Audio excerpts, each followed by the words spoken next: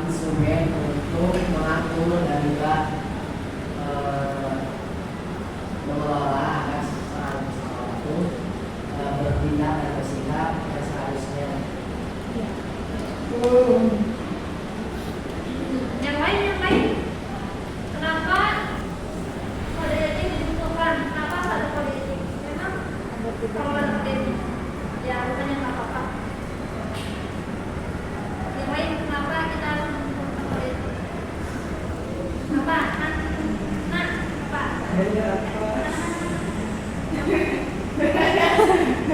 Biar kita nggak semena-mena dalam melakukan saat melakukan pekerjaan tersebut, karena tadi juga hampir sama kayak Ridwan, kode etik ini tuh untuk mengatur, jadi kita harus bisa menyesuaikan dengan si kode etik ini. Jadi intinya kode etik ini tuh seperti kayak arahan lah gitu, kita tuh bakal ngapain aja, mungkin kayak gitu.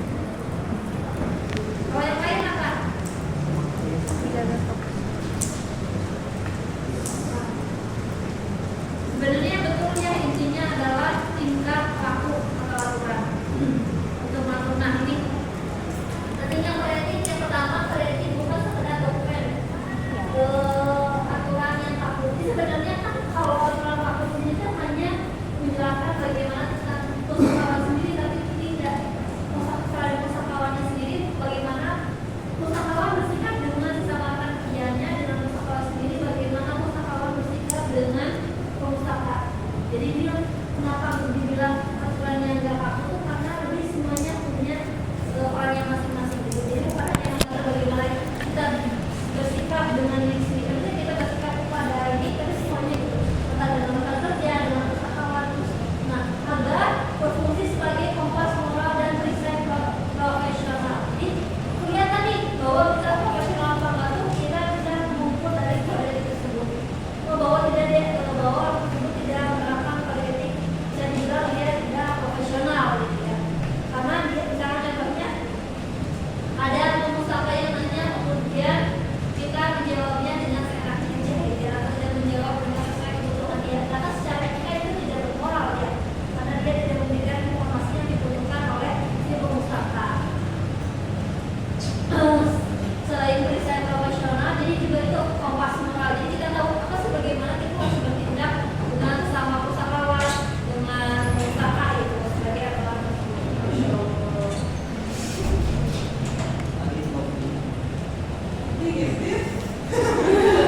Gak mau payung kamu? Kerjaan Kompos itu juga sudah memberikan nilai tambahan yang nyata baik bagi individu yang menjalankan maupun bagi profesi secara keseluruhan. Jadi jangan pikir kalian etika itu hanya berfokus pada diri kalian sendiri, enggak, tapi berfokus banyak aspek. Selain individu sendiri, tapi kita lihat bahwa profesi tersebut tuh sebenarnya sesuai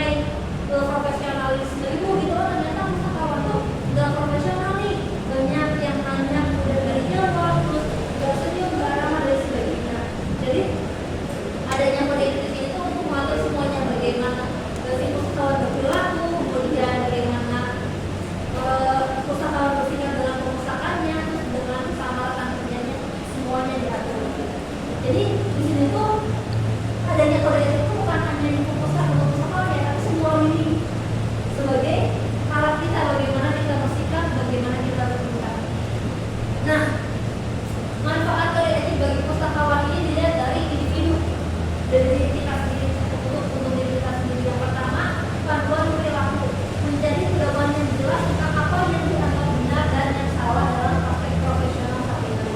Dan dengan adanya kode etik tahu kita mana yang boleh dilakukan, mana yang nggak boleh dilakukan. Kalau ada kode etik itu, kita yang susah gitu ya. Nah, makanya perlu adanya kode etik. Yang kedua, perlindungan profesional.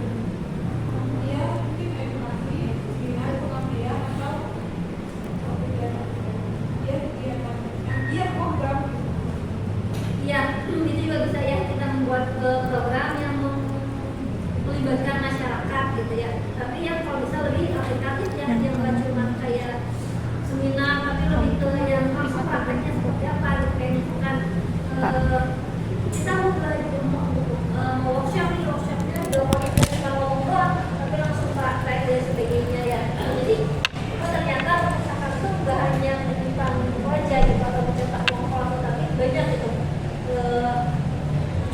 kegunaannya. Misalkan kalau mereka membutuhkan informasi dalam perpustakaan. Nah, ini contohnya kalau ada kayak misalkan ibu nih yang ngomong, kemudian kalian langsung percaya dengan informasi yang ibu berikan, atau kalian mempraktek lagi.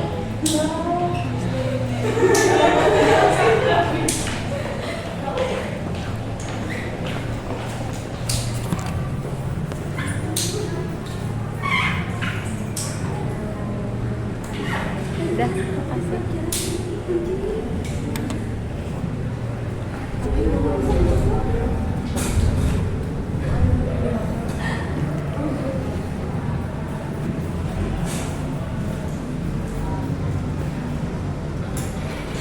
Kalian ketika misalkan ibu berbicara nih, ibu kasih berapa materi tentang informasi ke kalian, kalian akan langsung percaya dengan informasi yang diberikan atau kalian mencari kebenaran, benar nggak sih yang terus ngomongin tuh?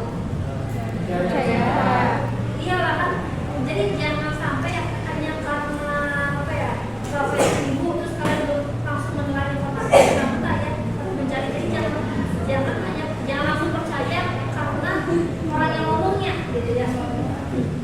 Kan banyak tuh influencer yang sekarang banyak sih tentang edukasi, dan semua orang yang edukasi itu berada di bidang tersebut ya. Contohnya kayak influencer itu tentang skincare gitu ya.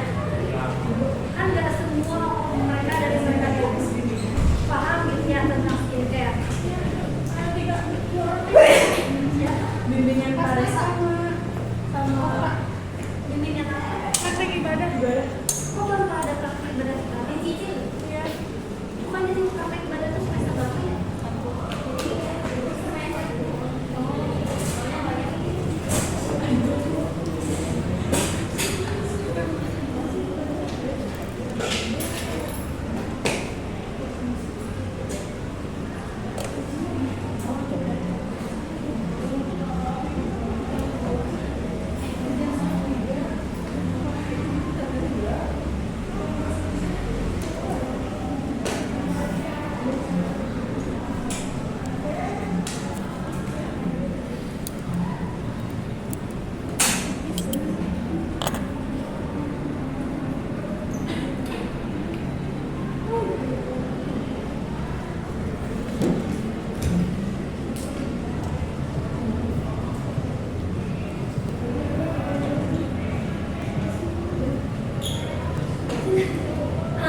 Jadi kan banyak ya kayak konten kreator dia membuat edukasi, tapi dia tuh bukan benar di bidang itu ya, terus kemudian dia berbicara tentang hal tersebut. Jadi jangan semua informasi yang diterima tuh langsung mentah-mentah. Kita harus mencek kembali kondisi. Yang ketiga,